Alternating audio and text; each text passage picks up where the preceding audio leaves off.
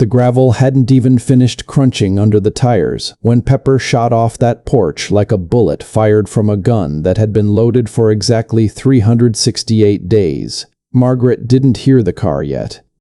She wouldn't hear it for another 11 seconds, but Pepper heard it, felt it, knew it in some place words can't reach, and she was already at the end of the driveway, body trembling, ears pinned forward, waiting for the boy who used to be a man who used to be a mistake.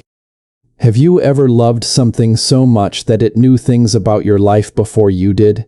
That question sat heavy in Margaret's chest every single morning for a year, because she lived it.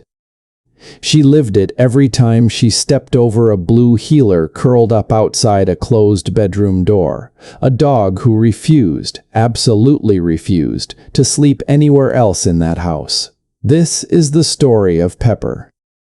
And this is the story of a mother who almost lost her faith, and the one stubborn, loyal, broken-hearted dog who wouldn't let her. Margaret Coleman was 59 years old when the phone rang on a Tuesday evening in March, the kind of ordinary Tuesday where she'd been peeling potatoes at the sink and half watching the local news. She would remember later that the sky outside her kitchen window had been the color of a bruise, purple-gray and swollen with a storm that never quite broke. She would remember the smell of butter melting in the pan. She would remember that Pepper had been lying by the back door, head on her paws, the way she always did when Danny was late coming home. Danny was her son. Her only son, 26 years old, sharp-jawed like his father, quick to laugh, quicker to apologize when he was wrong. He had a good heart buried under some bad decisions, the kind of heart that used to carry baby birds in his shirt pocket when he was 7 and cry over dead deer on the side of the highway. That was the boy Margaret raised. That was not, she would later have to admit through tears that felt like they were tearing something loose inside her chest, the only boy Danny turned out to be. The call came from a number she didn't recognize, and the voice on the other end wasn't Danny's voice. It was a voice explaining things in careful, procedural language, the kind of language designed to keep a person's hands from shaking too badly to hold the phone. Words like incident and custody and arraignment floated through Margaret's kitchen like smoke, and she stood there with a peeler in one hand and a half-skinned potato in the other, and she understood, somewhere underneath the roaring in her ears, that her son was not coming home that night. He would not come home for the next year. Pepper, 5 years old, a blue heeler with one ear that never quite stood up straight, no matter how many times Danny had tried to tape it as a puppy, lifted her head from the floor the moment Margaret's knees buckled. Dogs know. Anyone who has ever loved a dog knows that dogs know things before the words ever get spoken out loud, and Pepper crossed that kitchen floor in 3 strides and pressed her whole body against Margaret's legs like she was trying to hold her mother up with nothing but muscle and love and the stubborn refusal to let someone she cared about fall down alone. That night, after the phone calls, after the tears that came in waves too big to swim through, after Margaret finally collapsed onto her son's unmade bed just to breathe in whatever was left of him in the sheets, Pepper did something she had never done before. She didn't jump up onto the bed the way she usually did when she wanted comfort or wanted to give it. Instead, she walked out into the hallway, turned around 3 times like dogs do when they're settling into a spot they intend to claim, and lay down directly across the threshold of Danny's bedroom door. She stayed there all night. Margaret found her there in the morning, curled tight, nose tucked under her tail, eyes open and watching the hallway like a sentry who had not slept, who did not intend to sleep, not really, not until the job was done. And the job, Margaret realized with a lump rising in her throat that would become a permanent resident there for the next 12 months, the job Pepper had assigned herself was simple: guard the door. Wait for the boy, do not move. To understand what that dog meant to that family, you have to go back 6 years, back before the badge numbers and the courtroom benches, back to a spring morning when Danny was 20 and still living at home while he figured out community college, and he'd driven out to a rescue on the edge of the county, because a coworker mentioned they had heeler pups that nobody wanted. Nobody wants the runt with the crooked ear, they told him. Nobody wants the one who won't stop barking at shadows. Danny took one look at that trembling little blue-gray pup shaking in the corner of a chain-link pen, and he sat down right there in the dirt and let her climb into his lap, and that was that. Some decisions get made in the space of a single heartbeat, and this was one of them. He named her Pepper because of the black speckles scattered across her coat, like somebody had shaken a pepper mill over fresh cream, and from that day forward, Pepper decided Danny belonged to her. Not the other way around. She followed him from room to room the way a shadow follows a body in the noon sun, impossible to shake, always exactly where he was. She slept curled against his back every single night. She waited by the window for his truck every single evening. When Danny laughed, Pepper's whole rear end would wag along with her tail like the joy was too big to fit in one appendage. Margaret used to tease her son about it. "That dog loves you more than she loves food," she'd say, watching Pepper turn down a perfectly good bowl of kibble because Danny had left for work 5 minutes earlier, and she was too busy standing at the door mourning his absence to eat. Danny would just grin that easy grin of his and scratch behind Pepper's crooked ear and say, "Yeah, well, I love her more than I love most people too." And Margaret believed him, because she'd watched the two of them grow up together in a way, boy and dog, learning how to be responsible for something small and dependent and precious. The bond between them wasn't loud. It wasn't the kind of thing you'd notice if you only saw them once. It was in the small things. The way Pepper's ears would swivel toward the driveway a full minute before anyone else in the house heard the truck. The way Danny would talk to her when he thought no one was listening, working through some frustration about a job he'd lost or a girl who'd broken his heart, Pepper sitting there with her head tilted like she understood every word, and maybe she did, in her own way.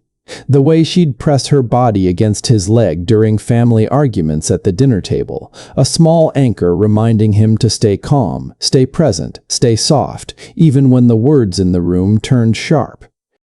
There was a summer, back when Danny was maybe 22, when he'd broken his ankle falling off the tailgate of a friend's truck, and for 6 weeks he was stuck on the couch with his leg propped up on a stack of pillows, restless and miserable and short-tempered in the way young men get when their bodies won't let them move the way they want to move. Pepper never left that couch. She ate her meals beside it. She slept pressed against his good leg every single night for 6 weeks straight, and Margaret remembered thinking, watching the two of them from the kitchen doorway, that she had never seen loyalty quite that patient in a creature so young. And then, 6 years into that bond, into that quiet daily language only the two of them spoke, the world reached in and tore Danny out of the house, out of the routine, out of Pepper's daily orbit, and left nothing behind but an empty bed, a closed door, and a dog who did not understand why the boy who loved her more than most people wasn't coming home. The first conflict wasn't the kind you fight with fists or words. It was quieter than that, and in some ways crueler. It was the conflict of absence, the daily grinding weight of a house with one less heartbeat in it, and Margaret found herself fighting 2 battles at once, her own grief and her helplessness watching Pepper wage her own private war against a loss she couldn't be explained to.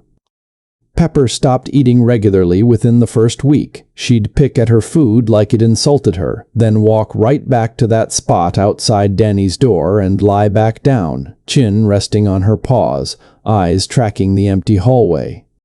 Margaret tried everything. She tried moving Pepper's bed into the living room where the family used to gather. Pepper would lie in it for maybe 10 minutes before padding right back down that hallway, claws clicking against the hardwood in a rhythm Margaret came to know as well as her own heartbeat, and resuming her post. She tried taking Pepper for longer walks, hoping exhaustion might loosen the grip that grief had on the dog's small body. Pepper would walk, tail low, nose barely lifting to sniff the things that used to fascinate her, and the moment they got home, she'd beeline straight back to that door like a compass finding north. Margaret's husband had passed 4 years earlier, so it was just the two of them left in that house now, a woman and a dog, both of them orbiting around a missing person, both of them refusing, in their own stubborn ways, to accept that the orbit had been broken. The neighbors noticed. Margaret's sister, who lived 2 towns over, drove in one Sunday and stood in that hallway just staring at Pepper stationed outside the closed door, and she said something that Margaret carried with her for a long time after. She said, "That dog isn't just missing him, Margaret. That dog is guarding him." She thinks if she stays right there, nothing else bad can get through that door. Margaret hadn't thought of it that way before, but once her sister said it, she couldn't unsee it. Pepper wasn't just grieving. Pepper was standing guard. Every single day, rain or shine, hungry or full, tired or wired, that dog took up her position outside an empty room, like she'd been given orders from somebody higher up, orders she intended to follow to the letter, no matter the cost to herself. And the cost was becoming visible. Within 2 months, Pepper had lost weight. Her ribs, once padded with the healthy layer of a well-loved farm dog, began to show faintly beneath her coat. The vet said it was stress, said dogs absolutely do grieve, said some dogs grieve so hard it manifests physically, in appetite, in sleep, in the whole chemistry of their small bodies turning against them, because the thing they loved most had vanished without explanation and without warning. Margaret sat in that vet's office parking lot afterward and cried harder than she had since the day of the phone call, because watching her son's dog waste away over a loss neither of them could fix broke something in her that all her own grief hadn't managed to touch. She had been so consumed with her own pain, her own shame, her own sleepless nights running through every parenting decision she'd ever made, searching for the moment she went wrong, that she hadn't fully let herself feel the weight of what this was doing to Pepper. Now she couldn't look away from it. Now it was staring her right in the face every single morning when she stepped over that thinning, faithful body to make a bed that didn't need making for a boy who wasn't there to sleep in it. Some mornings, Margaret would stand in that doorway with the sheets still in her hands and just watch Pepper breathe, counting the rise and fall of her ribs the way new mothers count the breaths of a sleeping newborn, terrified that if she looked away even for a second, something essential might slip out of that small body and never come back. The emotional low point came on a Thursday in July, 4 months into Danny's sentence, on a day so hot the asphalt shimmered and the cicadas screamed from the trees like the whole world was in mourning right alongside Margaret and her dog. She had gone to visit Danny that morning, made the 2-hour drive alone with the radio off because she couldn't stand the sound of anything cheerful, and she had sat across from her son in a room that smelled like bleach and old coffee, watching him try to be strong for her while his eyes betrayed exactly how much strength he had left, which wasn't much. He'd asked about Pepper. Every single visit, before he asked about anything else, before he asked about the house or the bills or how Margaret herself was holding up, he asked about Pepper. "Is she doing okay, Mom? Is she eating? Tell me she's not still sleeping by my door. That's crazy. Tell her to get some sun." Margaret had lied. She told him Pepper was doing fine, chasing squirrels in the yard, sleeping wherever she pleased. She couldn't bring herself to tell her son, sitting there in that orange jumpsuit with his shoulders curled inward like he was trying to make himself smaller than the mistake he'd made, that his dog was wasting away from missing him. She couldn't add that weight to a boy who was already buckling under the weight of everything else. She drove home that day feeling like she'd failed everyone. Failed Danny by raising him wrong somewhere along the way, though she couldn't find the exact spot no matter how many nights she searched for it. Failed Pepper by not being enough to fill the hole Danny left. failed herself by not having any strength left over to comfort either one of them properly, because grief, she was learning, is not a well you can keep drawing from forever without it eventually running dry. She walked into the house that evening and Pepper didn't even get up. Normally, the dog would at least lift her head, ears swiveling toward the sound of the door, some small flicker of hope crossing her face before she remembered, again, that it was only Margaret and not the boy she was waiting for. But that Thursday, Pepper didn't lift her head at all. She just lay there in the hallway, breathing shallow, eyes half closed, and something about the stillness of her, the surrender in it, terrified Margaret more than anything had since the night of the phone call. Margaret got down on the floor right there in the hallway, ruined her good visiting clothes on the dusty hardwood, and pulled that dog's thinning body into her lap, and she sobbed. She sobbed for Danny, locked up 2 hours away in a place that smelled like bleach and broken promises. She sobbed for herself, for the mother she used to be who had answers to things, who could fix a scraped knee or a broken heart with nothing but a hug and some ice cream, and who now had nothing to offer either her son or his dog, except her own exhausted presence. And she sobbed for Pepper, this small, loyal creature who loved so hard and so simply that she was willing to starve herself rather than abandon a post that made no logical sense to anyone but her. "I don't know how to fix this," Margaret whispered into Pepper's fur that night, rocking back and forth on the hallway floor like it might rock the pain right out of both of them. "I don't know how to bring him home. I don't know how to make you understand that he's coming back. I don't know how to do any of this." And Pepper, for the first time in weeks, lifted her head and licked the tears off Margaret's chin, one long, slow swipe of her tongue, and something about that small gesture, that small act of a grieving animal comforting a grieving woman when she had every right to only take comfort for herself, cracked Margaret's heart open in a way that let something new start growing inside the wound. The struggle that followed wasn't dramatic.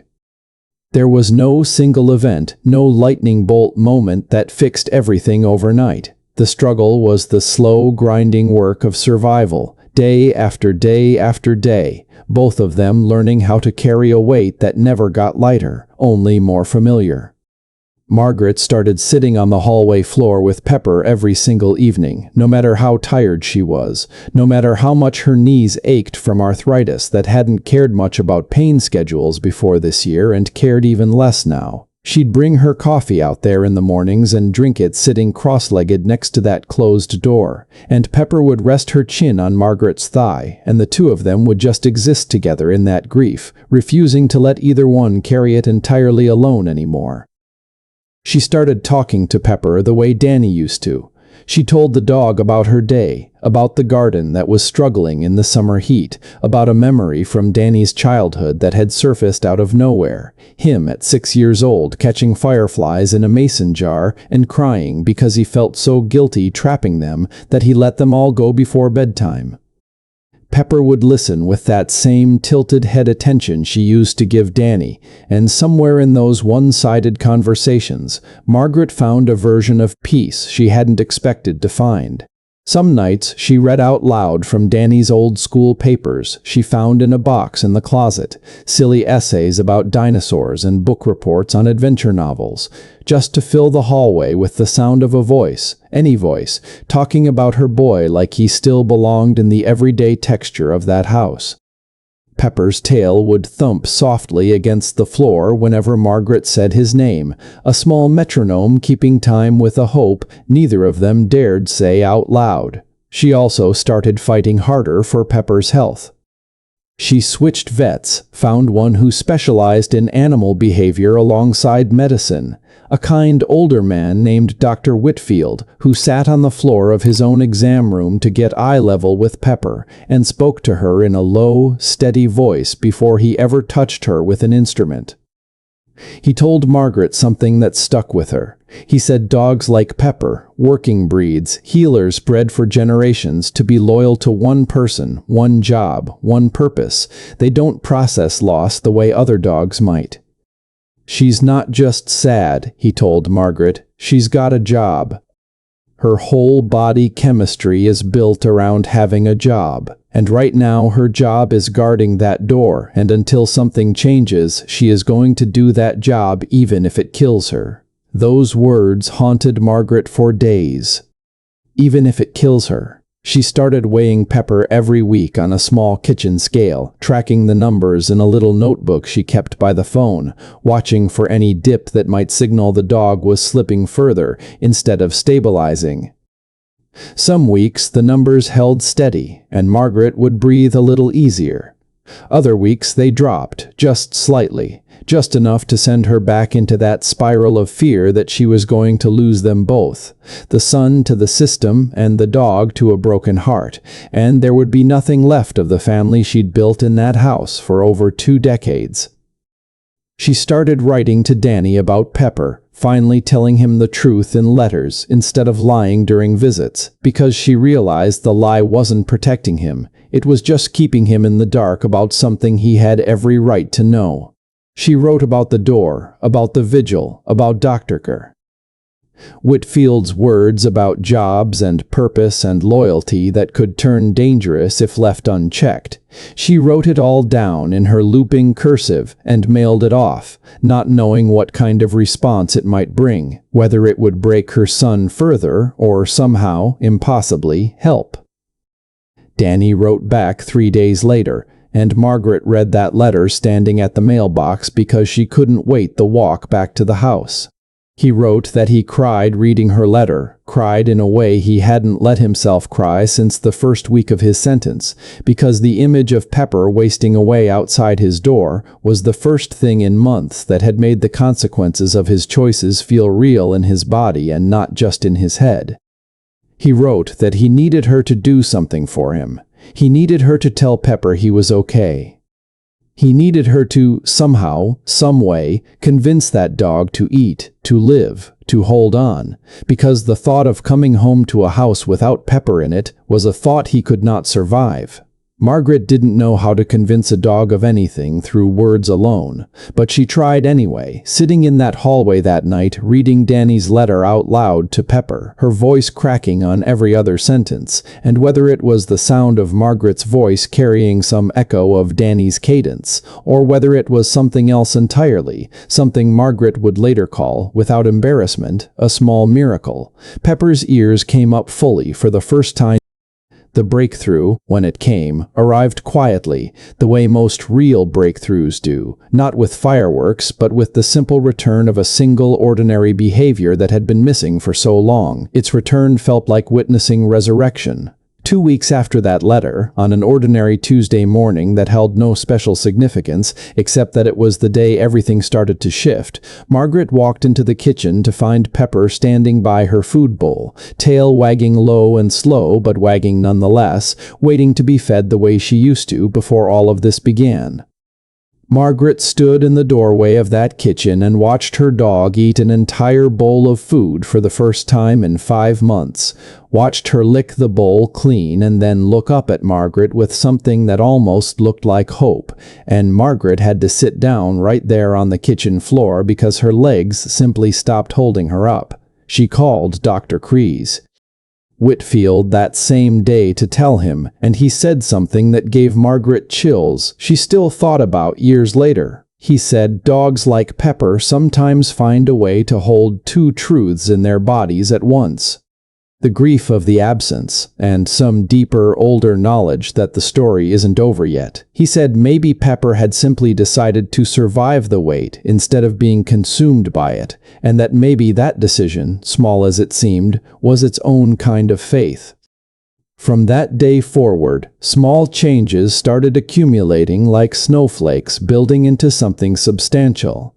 Pepper started eating regularly again.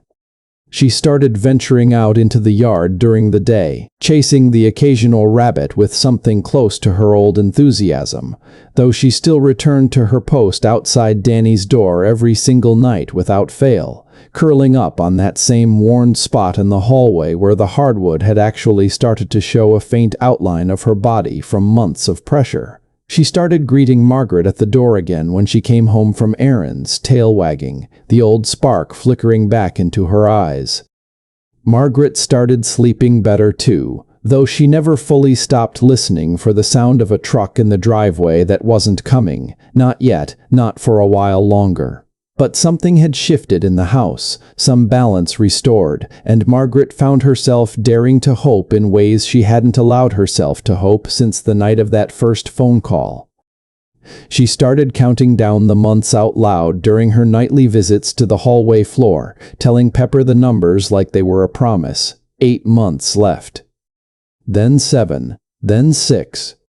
Pepper would listen to these countdowns with her head resting on Margaret's knee, and Margaret swore, though she knew people might think she was imagining it, that the dog understood the numbers were shrinking, that the wait had an end point now, instead of stretching out into an infinity too large to comprehend.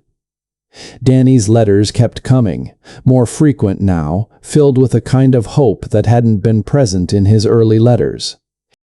He wrote about a program he'd enrolled in, about counseling that was actually helping him understand the choices that led him there, about plans for when he got out, plans that centered, more than anything else, around Pepper. He wrote that the thought of her waiting for him, that image of loyalty so pure it nearly broke her body, had become the single strongest reason he had to keep fighting for himself inside those walls. He wrote, in one letter that Margaret read so many times, the paper started to soften at the folds, that he believed God had put that dog outside his door for a reason, that some things in this life are simply too specific, too perfectly timed, too impossibly loyal to be explained away as coincidence. Margaret started believing that too.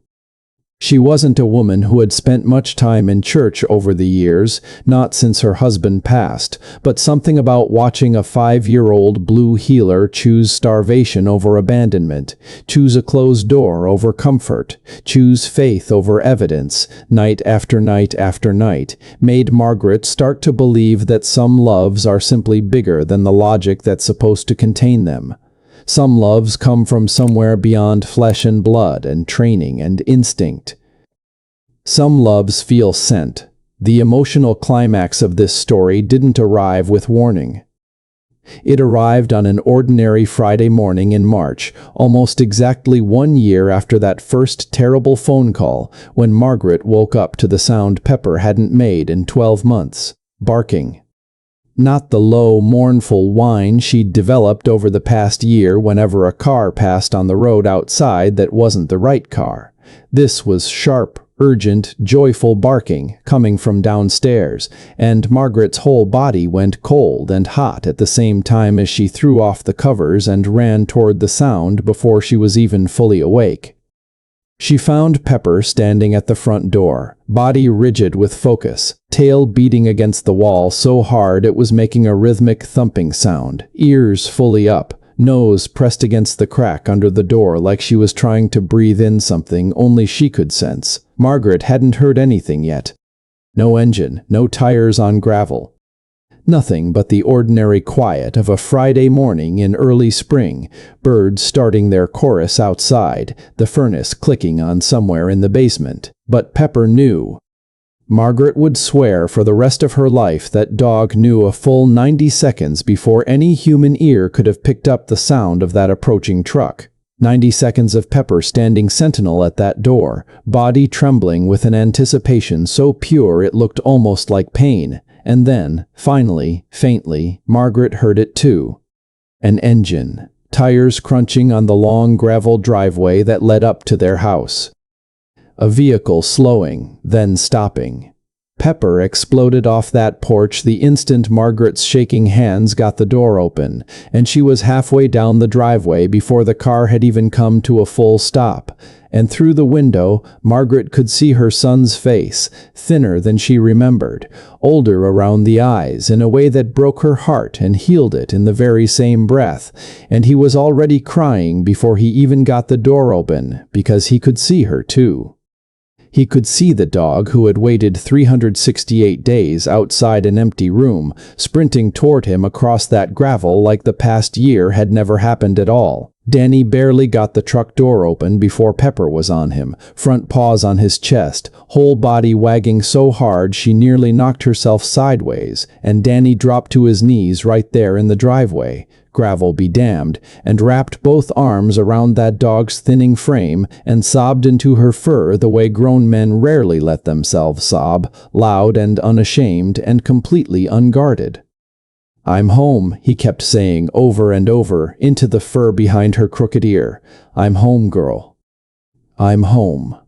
Margaret stood on the porch watching this reunion unfold, tears streaming down her own face, one hand pressed against her chest like she could hold her heart together with nothing but the pressure of her own palm, and she thought about the vet's words, about jobs and purpose and loyalty.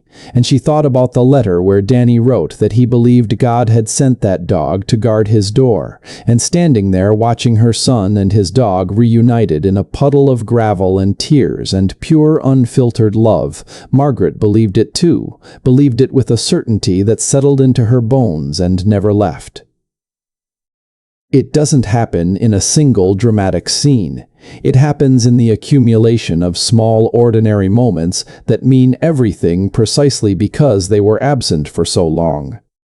That first night home, Danny didn't sleep in his old room right away. He sat in the hallway with Pepper for hours, both of them curled together on that same worn patch of hardwood where she'd kept her vigil, and Margaret found them there at midnight when she got up for water, son and dog asleep together on the floor, Pepper's body pressed against Danny's chest, rising and falling with his breath like she was finally, after a year of waiting, allowed to rest. In the weeks that followed, Pepper never left Danny's side, not for a moment, following him from room to room with the same devoted shadow walking she'd done before everything happened, except now there was something different in it, something deeper, a bond forged not just in ordinary daily companionship, but in the fire of genuine loss and genuine faithfulness on both sides. Danny gained weight. Pepper gained weight. Color came back into both of their faces, and the house that had felt hollow for a year slowly filled back up with the sounds of a family becoming whole again. Danny got a job at the local feed store within a month, started attending meetings twice a week that were helping him stay accountable to the man he was trying to become, and every single evening, without fail, he would come home and sit on that hallway floor with Pepper for at least 20 minutes before doing anything else, a small ritual he never explained and never needed to, because everyone in that house understood exactly what it meant. Margaret watched her son transform in the months after his release, watched him grow into a steadier, more thoughtful version of himself, and she credited a lot of that transformation to the counseling, to the consequences he'd faced. But she also credited a good portion of it to a blue healer with a crooked ear who had refused, against every reasonable instinct a starving, grieving animal should have, to give up on a boy the world had temporarily given up on too. That dog taught Margaret something about love that year that she never fully understood before, not in 59 years of living. She learned that real love doesn't ask whether the wait makes sense. It doesn't calculate the odds or protect itself against disappointment. Real love just shows up, day after day, at the same door, refusing to move, refusing to eat if eating means abandoning the post, refusing to believe that absence is the same thing as ending. Danny still talks about that year sometimes, usually late at night, usually with Pepper's head resting in his lap the way it always did before, the crooked ear flopped sideways, her breathing slow and even. He says he thinks about all the nights she spent on that floor, wasting away for him, waiting for him, and he says it's the reason he never wants to give her, or himself, or his mother, a reason to have to wait like that again. Margaret has her own version of that reflection, one she carries quietly most days, but shares openly now, telling anyone who will listen about the dog who guarded an empty room for a year, about the way faith sometimes comes wrapped in fur, and 4 legs and a crooked ear that never did stand up straight. She believes, without any hesitation now, that God does send help in forms we don't always expect, that sometimes salvation looks like a blue healer refusing to abandon a post nobody else believed mattered, that sometimes miracles are quiet, patient, and covered in dust from a hallway floor. She thinks about Pepper's vigil often, that image of a small, loyal body curled against a closed door night after night after night, and she has come to believe it wasn't just a dog waiting for a boy. It was something holier than that. It was proof, delivered in the most unexpected way imaginable, that love this pure, this stubborn, this willing to sacrifice comfort and health and every ordinary instinct for the sake of faithfulness does not come from nowhere. It comes from somewhere bigger than any of us can fully explain. So here's what I want to ask you, because this story isn't really finished until you're part of it too. Has an animal in your life ever waited for you, or watched over you, or somehow known something was coming before you did? And do you believe, the way Margaret came to believe, that some of these bonds between us and our animals are simply too precise, too impossibly loyal, to be anything less than a gift sent on purpose? Tell us in the comments. Tell us about your Pepper, whatever name they carried, whatever door they guarded for you. These stories matter, and they deserve to be remembered right alongside the humans they loved. And if stories like this one, stories about the bond between us and the animals who love us without condition and without limit, if these stories move something in you the way they've moved something in all of us, putting this together, then do us a favor and hit that subscribe button, because every single week we bring you a brand new story just like this one, a story that will remind you why these bonds matter so much. Like this video if Pepper's loyalty touched your heart the way it touched ours. Drop your answer to those questions down in the comments, and we will see you in the next story.